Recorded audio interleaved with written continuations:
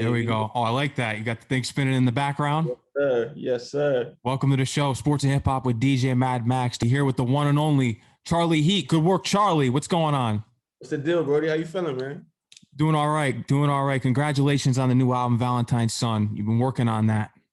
Yeah, man. Yeah, thank you, man. It was really cool to have everybody come together, man. It's been a dope experience, you know. Everybody How, doing their thing and helping out and everything, you know. how long did it take for you to work on this? Honestly, not really that long, man. It was like a lot of the songs, you know, had been worked on already, and then a lot of songs, some of the newer songs, like when I came up with the concept of the album, you know, being about my mom, you know, we cooked up for that. So it was very like specific, you know, but we've been sitting on a lot of heat for a while too. So I was glad for a lot of it to come out, you know. Did you play this album for your mom? Yeah. Yeah. Well, I How'd ain't get she to feel see her about it? face, but I texted her and she said that she was crying so hard that her husband thought somebody died. You know what I mean? She was like so emotional about it. Wow. So yeah. If you could tell us the story behind the album cover, what's going on in that picture, what event that was? It was actually my mom's marriage to my stepdad, you know, and I was just like, you know, rocking, you know, just I think I was like 5 or 6 or something, and I was just, you know, along for the ride, you know. Let's take it back to the beginning. Of you actually grew up in Jersey, so you're very local to New York. What was your life of growing up in New Jersey? It was cool, man. Like where I'm from is like very, very diverse, Woodbury, New Jersey. So I pretty much seen, you know, all sides of all walks of life over there. It was dope. But I played a lot of basketball, you know, made a lot of Allen music. Iverson's your favorite player? Absolutely, not even close.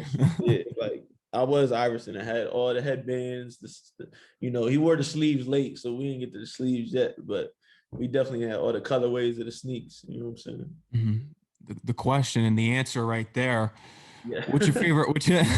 What's your favorite Allen Iverson game of all time? uh, Probably the when they beat the Lakers that Mm-hmm. game when he stepped over Lou, because that was like I was so proud that day. Like, because Lakers ain't, I don't know if I remember, Lakers ain't lose that whole playoffs. They was 4-0, 4-0, 4-0, 4-0. They was sweeping everybody. And it was like, this another 4-0. And AI was like, nah. Yeah. He had Bro. the step over Tyronn Lue. Yeah, yeah. That's iconic. Allen Iverson was also a rapper at one point. 40 bars is his biggest song. We gotta leave that out of history, man. We gotta leave that one out of history. You don't like that song? We gotta leave that out of history, bro. Like, I mean, yeah, he did it. We'll say that. You know, I mean, just like we leave Kobe's, rest in peace, God bless the dead. We leave Kobe's rap career, you know, out of a story. We gotta leave. Do you think Shaq had the best rap career? Oh, for sure. Yeah, Yeah. Biggie on there. Yeah, Biggie, bro. You know what I mean? Still Can't Stop the Rain. It's a classic. Exactly. And it's hard. That Oh shit yeah. hard too. Shaq can really rap. People may overlook him because of the talents that he had in basketball. He was also in movies. He was multi-talented. I mean, easily the most marketable big person of all time. Like, people even put it to athletes, but like, think of all the celebrities you know that are over 6'5". You know, maybe I don't know how tall the Rock is. Maybe the Rock will be his only competition. You know what I mean? Maybe I don't know what Hulk. I don't think Hulk Hogan was doing thousands of commercials. Like, he definitely has some, but Shaq is like, and he got a piece of all these companies on, so we on this business too. You know. So. Yeah, you're exactly right. And just getting back to the basketball talk, are you actually a Sixers fan since Allen Iverson's your favorite player? Absolutely. It's not even up. Mm-hmm. You big Ben Simmons guy? Yeah, but he got yeah, I like Ben. I think Ben gotta play some games with North Philly for a while. You know, Ben gotta, you know, he gotta get like, because he has everything he needs to be everything he should be. I just feel like he gotta get a little bit madder and try to dunk on some more people. Like I say, he needs some North Philly games. You know, just as tenacious as he needs to be, you know. For your sake, since you're a Sixer fan, let's hope they do well. My Knicks are actually doing well. This is the first time in 10 years almost that they're actually relevant.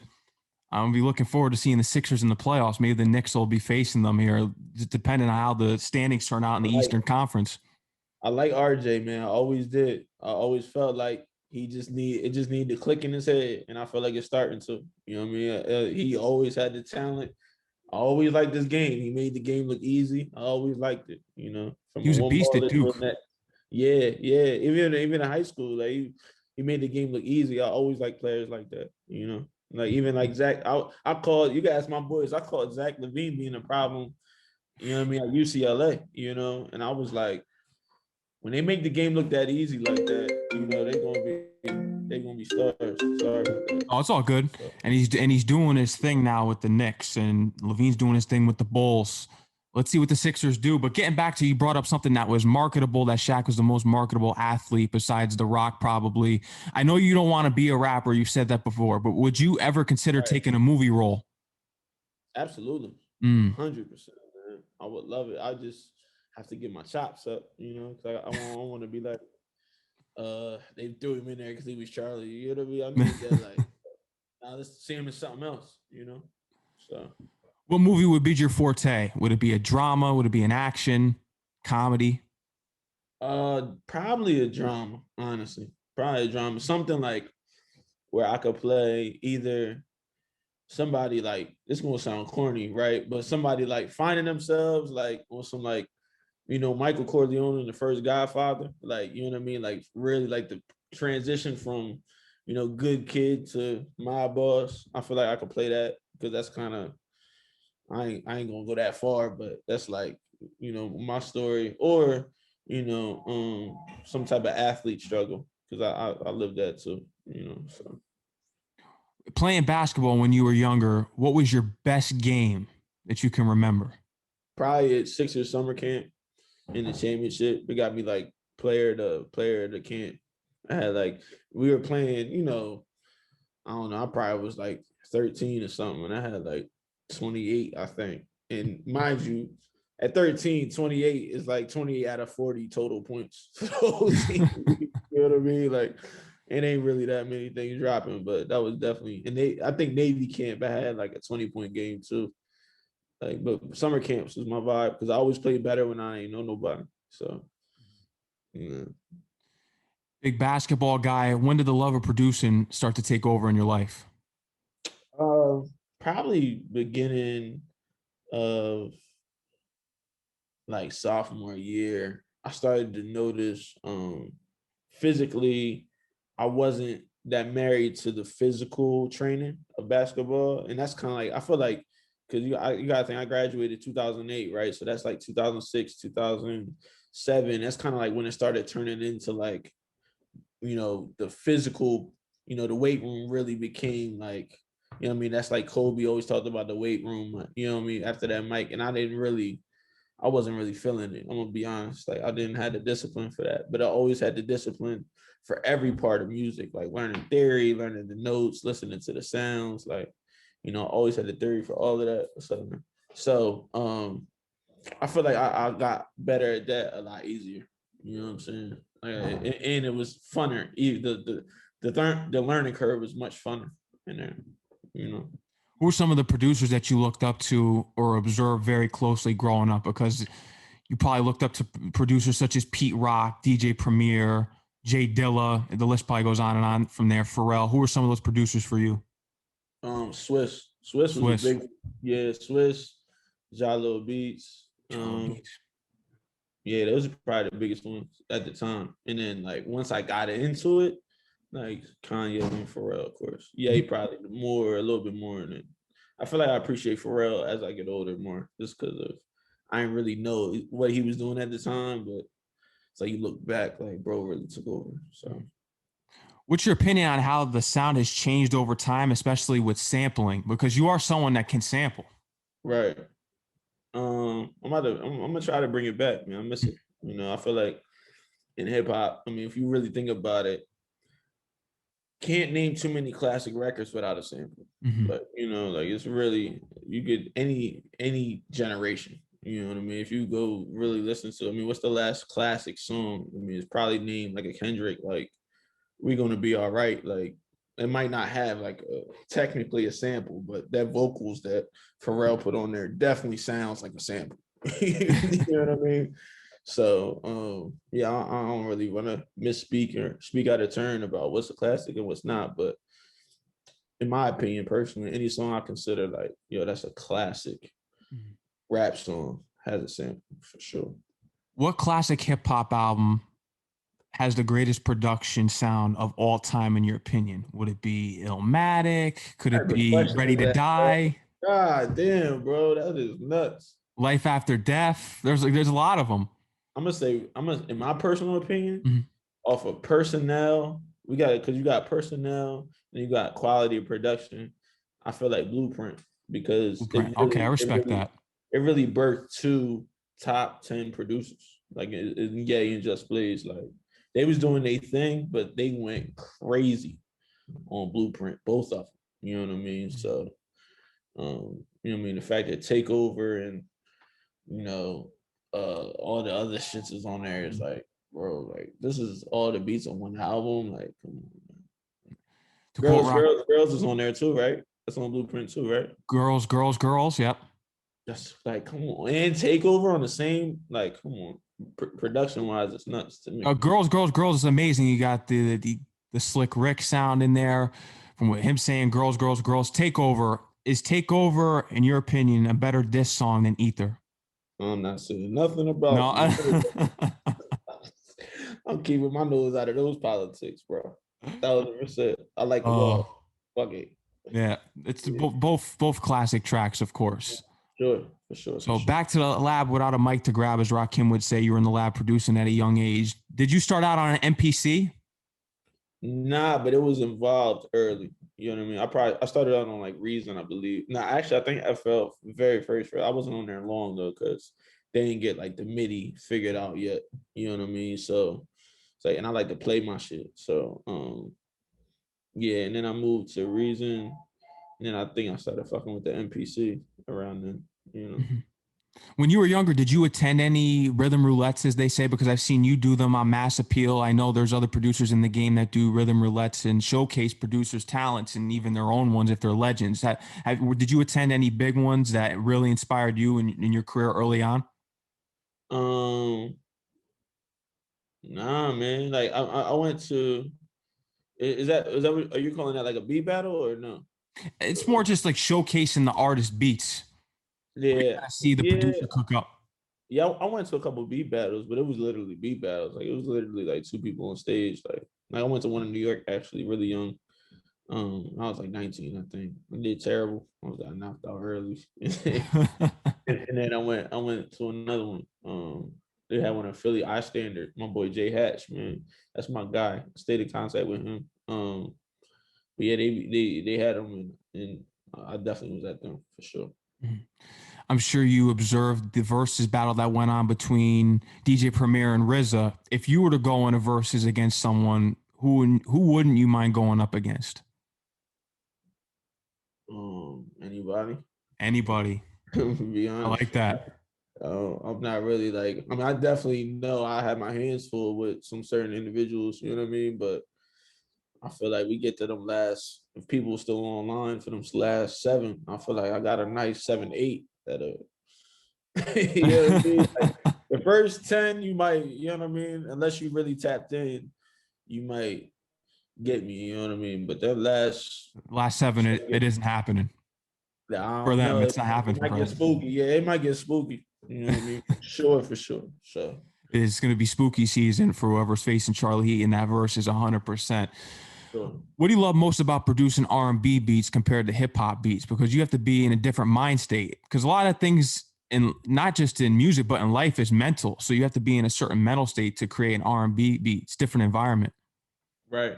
I think the biggest thing for me is being able to create a journey. You know what I mean? It's like emotional, not to be like too heavy handed, right? But emotions are a journey. You know what I mean? You feel happy, sad, nothing is permanent. You feel worse than you did before, better you feel. You never feel the same twice. So I feel like R&B kind of gotta have that same, like the song gotta have moments. You gotta have like take you place, then bring you back, then take you there again and bring you back. You know what I mean? I feel like I like creating those type of records. That's like it kind of started from doing the Have a Good Time record with Sid. That kind of inspired me because the how well like women a lot of girls know me just from that period. Like just that's like they don't even know I'm a producer. They don't even know. It's just the fact that it's a song that says Sid, featuring Sid with Charlie Heat on it. You know what I mean? So it's like, all right, like, you know, I'm gonna tap in. For the audience who may have not heard the story, I've heard it plenty of times, but people that are just tapping in right now into what Charlie Heat has done and throughout his career, he's a known legend, of course, of what he's done for music. Thank you for all the contributions, of course. The first time meeting Kanye, when was that, and what was that story? Because I've heard the story. He took you out of the basement and gave you that opportunity and signed you right after he met you, pretty much within Right, a day. right, pretty much. Yeah, I mean, it's just working with Uzi. Mm-hmm. Virgil played that for Ye, and then Ye was like, you know, what I mean, who are they? And you know, the rest kind of history. You know, so I was working at a welfare office and got flown out the next day and never went back. So pretty crazy. Would you say that was the best day of your life? Son, my son, but Your that's number son two. was about okay. Yeah, yeah, that's number two. That's my boy. I can't Yeah. knock my boy. No, you can't. You can't. You did Yeah, that's my family boy. over everything, always. Sure, FOE. That's right. But nah, it's like that's definitely like I was definitely waking up, hopping in the shower, like, yo, God, this is what we've been talking about, type shit. So The dreams came true. You put the work in early. Hard work pays off always. The amount of hard work you always put in, I don't care what you do in life, it will pay off 100%. Always, always, always. Life of Pablo, that took over the internet. yeah.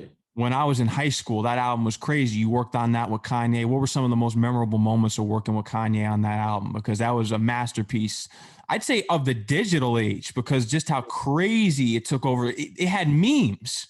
Right. Yeah, I mean, I think the biggest thing was just sessions, man. Everybody was there. Like everybody, you know, it was just I ain't gonna get into too much detail about it, but everybody was there. And we, you know, I got to feel and see and move and rock with everybody, you know. And that was just like, you know, once in a lifetime type stuff, you know. At the time, it was once in a lifetime, you know. But I just try to replicate that kind of like created the environment that I now try to create in my world for my people back home. You know, I would leave there, come back to Philly, and do the same thing at Milk Boy Studio. You know, in Center City, Philadelphia. You know, so From you actually know, working with Kanye on the studio, especially on big time albums that he's done, what was the most important thing that you learned from watching him work? inspiration is everywhere. Inspiration everywhere. You can't sleep. You know, you can't sleep on nobody's idea. You can't sleep on nothing anybody's doing, who they are. Fuck all that. This is like this is about putting out the best thing, no matter where you get it from, how you get it. Be humble about it. Mhm. That's what you've seen to me. Every email, every interview that I've watched you in is that you're very humble. Why do you stay humble and you're not all in the cameras, such as all these other people? Why is that your personality? Why do you choose to stay low key? I like it coming to me. You know, it's not like I'm like it's not like I don't think I'm that guy, you know. That's not even the case. It's just, I like it coming to me. I don't really like going to get that. I go and get my work. I go and get my money. I go and get, you know, my love for my family. And that's what I'm chasing. I don't really I like it. I like stuff like that, like, like it says in the Bible, you know, the flesh is weak, you know what I mean? So I like fleshly things coming to me, not going and chase it, you know. So I agree. I agree with that. Stay humble. You'll be way respected in the end, especially if you're humble, because people don't like all that stuff when you're in the cameras, unless you're, a real proven commodity out here. But the album Valentine's Son is available on all platforms now. Make sure you go check it out. You've also worked with Pusha T, Madonna, a bunch of other crazy legends in the game. Working with yeah, Madonna, that's an interesting. I want to hear this experience of working with Madonna, because that's just a legendary icon. That's an icon. right. Yeah, I mean, it's like I said, I ain't really going to tap into the other people's working habits, you know what I mean? But um, it was definitely a beautiful experience, beautiful person. You know, Madonna's like, I mean, I don't need to speak on her for her, but for my experience, I was treated beautifully, and all parties involved were like, it was a privilege to be able to work in an environment like that. That was like, she a vet, man. She a fucking megastar, like, and a very rich one. You know what I mean? So it's like, you know what I mean? It's like one of them. It's just, like I said, it's just a privilege to be there. I remember when Pablo came out, I also saw you during that whole event at Madison Square Garden where it literally shut the city down. Right. That was a Yeah. crazy event. That's Yeah, the footage is wild too. Footage is crazy. what was just the atmosphere in that place? Because you're talking about Madison Square Garden, the largest, the biggest selling out audience in the world in all of sports. Um, I mean, it's like what you would imagine, honestly. It's like nuts, electric. Everybody's there. That's where I met Jay-Z. Only person I ever kind of been a little like, I hate saying starstruck, but it definitely like, oh, that's whole, like, you know what I mean? One of those. So um yeah, man. It was electric for sure, inspiring. Jay-Z's on your top list of people that you want to work with as far as production goes. What kind of beats would you want to make for him? What would be the vibe? I would like to pick up on where Just Blaze left off. Like I want to pick up where he left off and just do like my version of that. Like pick up like whatever. Like if Justin Ye had, well, not probably more like Justin Swift, like, you know what I mean, like the simplicity of Swiss, but like just level excitement. You know what I mean? Like that type Is there anything else that you're working on that you love of to let the audience know about? just the biggest thing I'm working on now, man, is these next projects, bro. They are on the way. You know what I mean? They are on the way, all of them. Yeah, Valentine's Son is the beginning of a saga. Mm-hmm. So So you're working with other artists, LA. So you did a song with him. yeah, man. Yeah, shout out my boy Matt Busco. He on the team too, producer, fire guitarist. He on my album as well, but we did that one together. He actually is LA's tour guitarist too. So Wow. yeah. So Who are some artists that you've taken under your wing that you can say right here in the interview that they're probably up next? You got um your eye on. I don't know, it's a lot, man. It's a lot. I would probably have to say, like, I mean, I got my man signing me 15 after. He on the way. He on that project as well. He did Cater to You and On My Way, OMW. And then I don't know, it's a lot, man. I like this kid out of Texas, Two Tone. I got some stuff with him coming. Cuz Core, out of Philly. That's my dog. He's nuts. Sean Smith out of Philly. I don't want to miss nobody, man. Mir Fontaine out of Jersey. It's so many, bro. It's like, I'm trying to rock with home team at this point, but it's a lot of guys I like. You know what I mean? For sure, for sure. Girl, women too. Singers. It's a lot. I'm looking forward to the new work. But before I let you go, I always love to hear how the producer tag came about. I've asked you Lil Beats about his producer tag, Arsonist with the Heat Makers. I want to hear Charlie Heat's producer tag, how that came about. Well, the Good Work Charlie one, actually, I'll give you a story on both. I ain't getting nobody he's hitting up one yet, but the Good Work Charlie joint came from when I used to try to rap. No, it was terrible. And my boy after me, shout out Paris Artelli, said, "Good work, Charlie." And I was like, that's my tag. That works. Yeah, it was it. And he said it just like the voice, like like the old, like 30-year-old, 40-year-old, blue collar guy's voice. Like he said it just like that and everything. So, and then the He's Hitting Up one came from just playing ball. I think we was like playing the game, and I was making a beat, and one of my boys was like, "He's hitting up," like on some funnies, and I was like, "Yeah, that's another one." So then I ended up reaching out to man Tim Kipsrow, who actually does all the voices, and he like did one for me. So from NBA Jam. Something I respect about you is that you appreciate the art of the culture, hip hop, and producing. And in your Rhythm Roulette Mass Appeal, you can see that you appreciate vinyl records. You still Go and listen to vinyl records. Why are vinyl records still important to the culture of hip hop and producing? Um, it's the basics, man. It's like the beginning. You know what I mean? It's like I feel like it's not always it's not always necessary for you to know the history of everything. Like that's a little like by the book to say, but will it ever hurt anything? Hell no. No. You know what I'm saying? Like it will never hurt. It will never. If anything, all it's going to do is just add and have respect. You know what I'm saying? And know, like, because that's I'm all about. I'm thorough with my work. Across the board. My women, my family. It's all thorough. So I can't even step into an arena without some sort of knowledge about it. Mhm. That's a great answer right there. Charlie Heat, anything else you'd love to tell the audience up here tonight? Yeah, just don't quit, man. I'm just rocking. Just don't quit. That's all. You're not you. It's not over till you quit. That's a fact. That's a fact, man. Charlie Heat, tell them where they can follow you on Instagram and Twitter. Good work, Charlie. On everything. Good work, Charlie. CharlieHeat.com. Yeah. Most importantly, go download and stream Valentine's Son. Go check that out, especially you love R&B. Got some great beats on there, great features. Go check it out. This is a hard-working project right here, and you can hear it in the music. The blood, sweat, and tears were poured into this album right here. Charlie, I want you to enjoy the rest of your night. Stay safe. Take care. My We're looking boy. forward to new music, man. Thank you, man. Thank you for having me, boss. No doubt. You're always welcome. When you drop the upcoming projects, you got to come back, even for like 10 minutes. You want to come. Bro. I'm sliding right on back, bro.